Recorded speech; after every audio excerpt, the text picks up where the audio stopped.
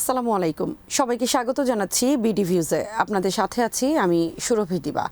মিশরের স্বৈরশাসক Abdel Fattah al CC লিবিয়ায় সামরিক আগ্রাসনের হুমকি দিয়েছেন। তার এই হুমকি মূলত তুরস্কের বিরুদ্ধে। প্রশ্ন উঠছে, মিশর কি লিবিয়ায় সামরিক অভিযান চালানোর মতো অবস্থায় আছে, কিংবা তুরস্কের সঙ্গে মিশরে যুদ্ধ হলে কে জিতবে? সিসির হুমকি কতটা বাস্তবোচিত সেই বিশ্লেষণ আজ আমরা তুলে ধরব।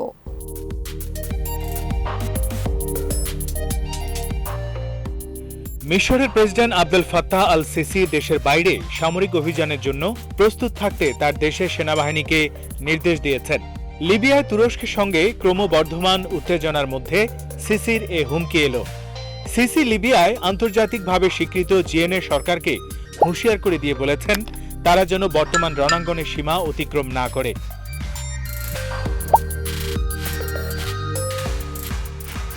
লিবিয়ার যুদ্ধবাজ নেতা খলিফা হাফতারকে সমর্থন দিচ্ছেন সিসি এবং তার মিত্র সংযুক্ত আরব আমিরাত, সৌদি আরব ও রাশিয়া।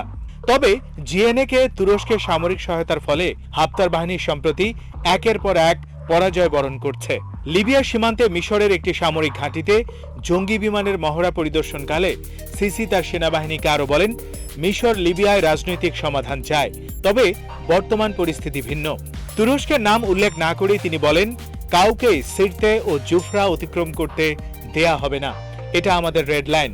লিবিয়ার সঙ্গে মিশরের 1200 কিলোমিটার সীমান্ত রয়েছে।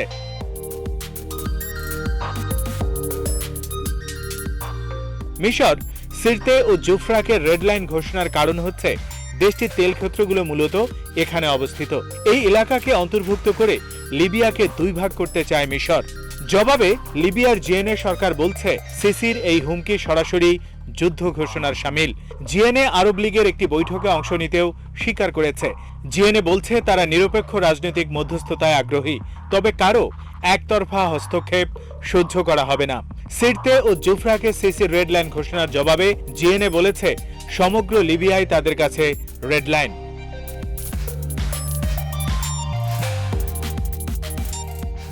এদিকে তুরস্ক বলছে হাফতার এবং তার মিত্ররা স্থায়ী অস্ত্রবিরতি চাইলে তাদেরকে কৌশলগতভাবে গুরুত্বপূর্ণ সিরতে শহর ছেড়ে চলে যেতে হবে। বর্তমানে সিরতে শহরে মুখোমুখি অবস্থান নিয়ে আছে হাফতার ও জিএনএ বাহিনী। তুরস্কের প্রেসিডেন্টের মুখপাত্র ইব্রাহিম কলিন বলেছেন, হাফতারকে আগে সিরতে ছাড়তে হবে। সিসি এর আগে হাফতারকে নিয়ে একতরফা অস্ত্রবিরতির ঘোষণা দিলে তুরস্ক তা নাকচ করে দিয়েছে। তুরস্ক বলেছে এটা হাফতারকে রক্ষার শেষ চেষ্টা।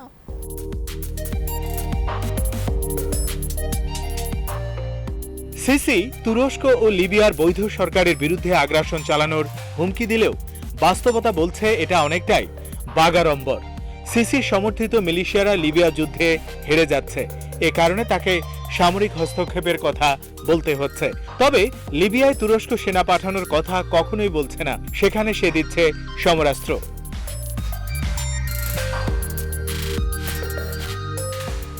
মিশর লিবিয়ায় সামরিক হস্তক্ষেপ করবে কিনা জানতে চাইলে দোহা ইনস্টিটিউট ফর গ্রাজুয়েট স্টাডিজের কনফ্লিক্ট রেজলিউশনের অধ্যাপক ইব্রাহিম ফ্রেইহাত আল জাজিরাকে বলেন, এমন চিন্তা অযৌক্তিক। সিসি এখন বহু নিরাপত্তা চ্যালেঞ্জের মুখোমুখি। নীল নদে ইথিওপিয়ার রেনেসা বাঁধ তার দেশের অস্তিত্বের জন্য হুমকি হয়ে দাঁড়িয়েছে। সিনাইয়ের জঙ্গিদের দমন করতে পারেনি মিশরের সেনাবাহিনী। মিশরের অর্থনীতিও খুব খারাপ অবস্থায় যাচ্ছে। এর সঙ্গে যুক্ত হয়েছে ক্রমবর্ধমান করোনা ভাইরাস সমস্যা।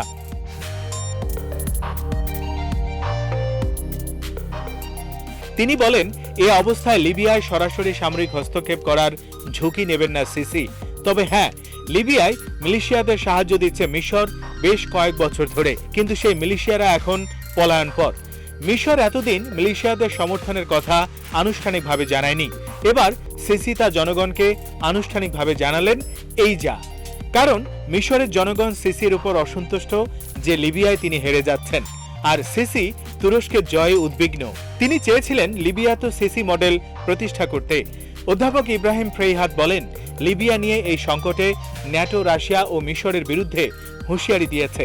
বিপরীতে লিবিয়ায় তুরস্কের উপস্থিতির বিরুদ্ধে ন্যাটো বা ট্রাম্প প্রশাসন কোনো কথা বলেনি।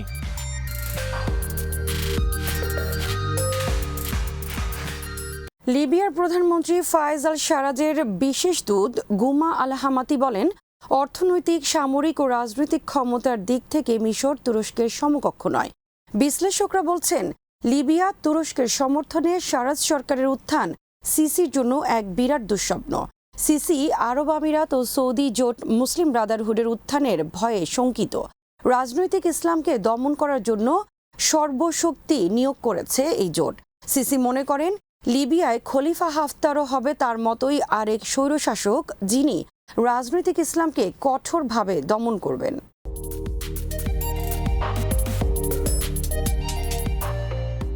তুরস্ক সমর্থিত জিএনএ সরকার লিবিয়ায় স্থিতিশীলতা ফেরাতে চায়। সেখানে জিএনএ সরকার টিকে গেলে মধ্যপ্রাচ্যে ইসলামপন্থীরা বেশ সুবিধাজনক অবস্থানে পৌঁছে যেতে পারে।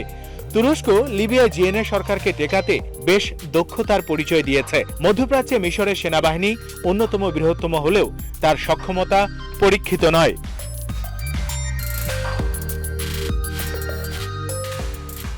জেরুজালেম পোস্টে সেদ জে ফ্রান্সম্যান লিখেছেন, সামরিক সক্ষমতার দিক থেকে মিশর ও তুরস্ক প্রায় কাছাকাছি হলেও মিশরের সেনাবাহিনীর সাম্প্রতিক বছরগুলোতে যুদ্ধের কোনো অভিজ্ঞতা নেই। ফলে আরেকটি দেশে গিয়ে তারা কতটা সুবিধা করতে পারবে তা নিশ্চিত নয়। মিশরের সেনাবাহিনী সিনাইয়ে জঙ্গিদের সঙ্গেই পেরে উঠছে না বহু বছর ধরে।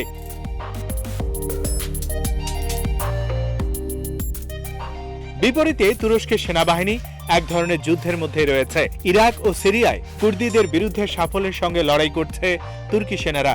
সম্প্রতি সিরিয়ায় রাশিয়ার আকাশ প্রতিরক্ষা ব্যবস্থাকে অকার্যকর করে দিয়ে সেখানে বড় ধরনের সাফল্য পেয়েছে তুর্কি বাহিনী।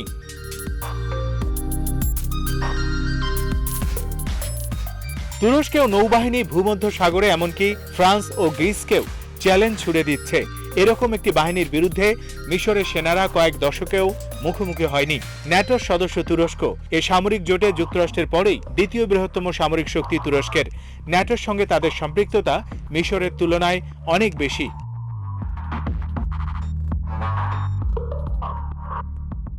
প্রশ্ন হচ্ছে, তাহলে সিসি কেন তুরস্কের বিরুদ্ধে লড়াই করার হুমকি দিচ্ছেন? বিশ্লেষকরা বলছেন, সিসি চাচ্ছেন লিবিয়া সংকটে যুক্তরাষ্ট্র আরও বেশি জড়িত হোক এবং তার উদ্বেগগুলো আমলে নিক। তবে ট্রাম্প প্রশাসন লিবিয়া নিয়ে বেশি আগ্রহ দেখায়নি। অন্যদিকে সম্প্রতি ট্রাম্পের সঙ্গে আলোচনার পর তুর্কি প্রেসিডেন্ট রিসেপ তাইয়েপ এরদোয়ান বলেছেন, লিবিয়া নিয়ে যুক্তরাষ্ট্রের প্রেসিডেন্টের সঙ্গে তার ভালো বোঝাপড়া হয়েছে, যা লিবিয়ায় নতুন যুগের সূচনা করবে। জার্মানির চ্যান্সেলর অ্যাঙ্গেলা মার্কেলও তুর্কি সরকারের পক্ষে অবস্থান নিয়েছেন।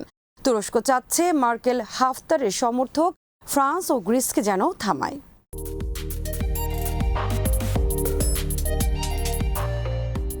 মধ্যপ্রাচ্যের রাজনীতিতে এখন সবচেয়ে বড় খেলোয়াড় তুরস্ক। 9টি দেশে এখন সামরিক ঘাঁটি আছে তুরস্কের। তুরস্ক পূর্ব ভূমধ্য সাগরে নিয়ন্ত্রণ প্রতিষ্ঠা করতে চায়। সিরিয়া, ইরাক ও লিবিয়ায় যুক্তরাষ্ট্রের নীতি নির্ধারণেও বড় ভূমিকা রাখছে তুরস্ক। শুধু তুরস্কের সহায়তার কারণে কাতারকে দখল করার সৌদি ও আমিরাতের পরিকল্পনা ভেস্তে গেছে।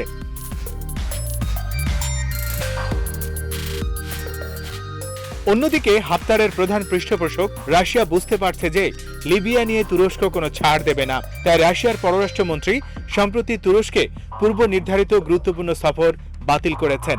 ওই সফরে লিবিয়া নিয়ে আলোচনার কথা ছিল। যুক্তরাষ্ট্র সম্প্রতি লিবিয়ার রাশিয়ার উপস্থিতির বিরুদ্ধে কঠোর অবস্থান নিয়েছে। যুক্তরাষ্ট্র তুরস্কের অবস্থানকে সমর্থন না দিলে সিরিয়ার পূর্বাঞ্চলে মার্কিন বাহিনীকে বিপাকে ফেলতে পারে আঙ্কারা।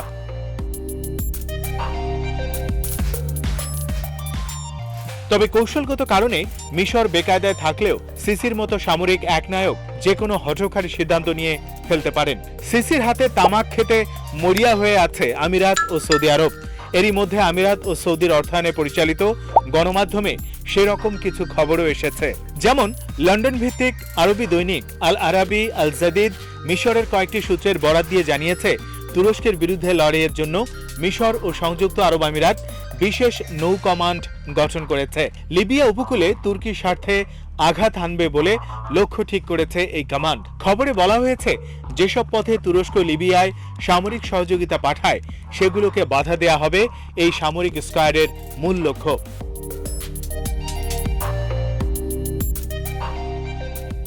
বিভিন্ন সূত্রের বরাত দিয়ে খবরে বলা হয়েছে, মিশরের নৌবাহিনীতে প্রশিক্ষণ নিয়ে এরই মধ্যে 50 যোদ্ধা লিবিয়ার পূর্ব উপকূলের একটি নৌঘাঁটিতে ফিরেছে। ঘাঁটিটি তুরস্কের বিরুদ্ধে হামলা চালানোর জন্য প্রতিষ্ঠা করা হয়েছে। খবরে দাবি করা হয় তুরস্কের বিরুদ্ধে অভিযান চালানোর জন্য সংযুক্ত আরব আমিরাত উন্নত মানের সামুদ্রিক বোট ব্যবহার করবে। এসব বোট লিবিয়ার বিদ্রোহী নেতা জেনারেল খলিফা হাফতারের যোদ্ধাদের কাছে হস্তান্তরের আগে মিশরের সামরিক বিশেষজ্ঞরা সার্বিক পরিস্থিতি তত্ত্বাবধান করবেন।